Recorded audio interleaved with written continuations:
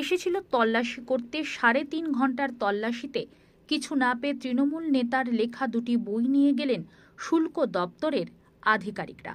নিজের দলেরই অন্তর্দ্বন্দ্ব নাকি বিরোধীদের চক্রান্ত, ধন্দে হুগলি জেলা পরিষদের শিক্ষা কর্মাধ্যক্ষ সুবীর মুখোপাধ্যায়।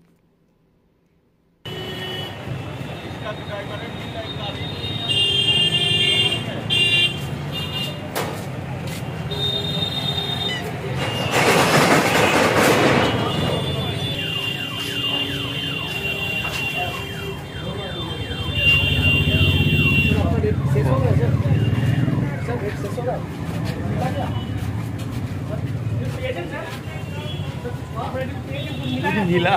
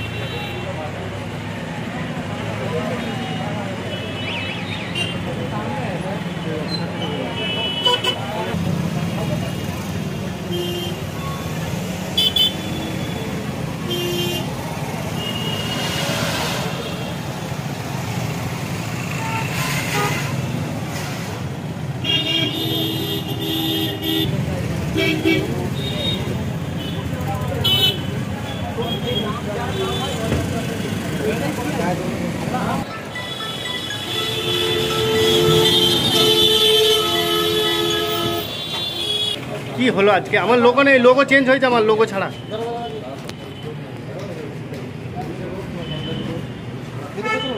না না, এখানে ঠিক আছে।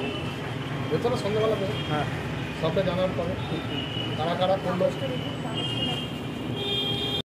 তারপরেই আপনার বাড়িতে এরকম হানা। কাসেম সিদ্দিকী সাধারণ সম্পাদক হওয়ার সঙ্গে আমার যোগ আছে।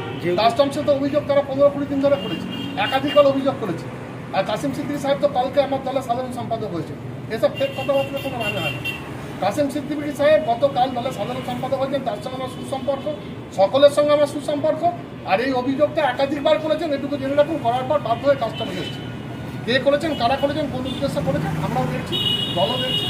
নিশ্চিতভাবে একটাই কথা হচ্ছে যে এই প্রথম কারো বাড়ি থেকে আমি একটা রাজনৈতিক ফিগার, আমার বাড়ি থেকে আমি তাদের সহযোগিতা করেছি, সর্বত্র তারা তল্লাশি করেছে। সর্বত্র তল্লাশি করার পরে আমি বললাম তো আমার বাড়ির বাথরুম, ঠাকুর ঘর, আমার শোবার ঘর, বেডরুম, দরজা, কানাচি অফিস ঘর, গোডাউন কোনো জায়গা বাদ দেয়নি। তন্ত্র করে খুঁজেছি।